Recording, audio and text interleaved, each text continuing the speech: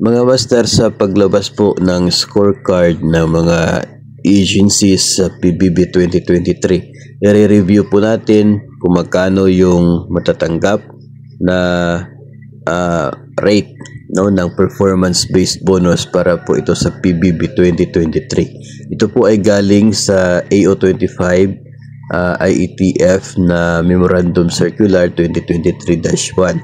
So, nakadepende po sa score ng agency. Yung makukuha nila, maximum is 100 points, equivalent to 65% ng basic salary noong December 31, 2023. Yung mga 95 points yung nakukuha, nasa 61.75% ng basic salary sa 2023. 90 is 58.5%.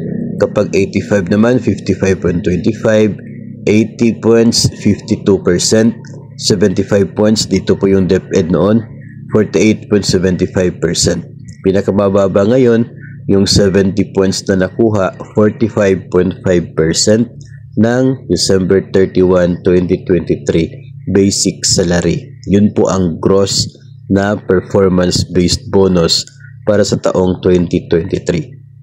So, yun ang laman ng rates ng performance-based bonus.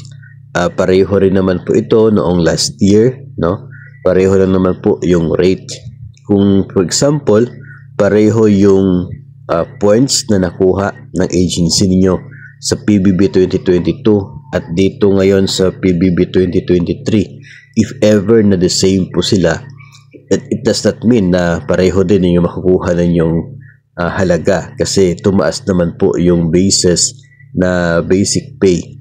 Nung dati para sa 2022 na basic salary, ngayon sa 2023 na basic salary. So tumaas ng kaunti due to salary increase. So we can also expect na tataas ng kaunti din yung atin pong matatanggap na performance-based bonus.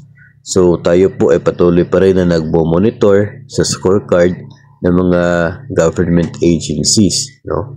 Baka mapabilang yung agency ninyo doon sa mga sigurado na mayroong PBB na makukuha. May natanggap tayong message na pinadalahan na sila ng PBB Secretariat ng sulat na eligible sila, no? Yun po ay sa BJMP. Kaya nung tinignan po natin yung scorecard, ay talagang nandoon na yung scorecard ng Bureau of Jail Management. So, the same is true with other agencies na may scorecard na rin, eligible na. So, hindi po nawawala yung possibility na nagpadala na ng sulat itong PBB Secretariat sa mga eligible at hindi eligible na agencies. So, for DepEd, hindi po natin alam kung may nakarating na ba sa DepEd, kung ano po yung nilalaman doon. Kaya doon tayo sa scorecard ng monitor. So far, sa ngayon, wala pa po tayo nakikita na 2023 scorecard for DepEd. Patuloy pa rin po nating titingnan yon. The same is true with the PNP.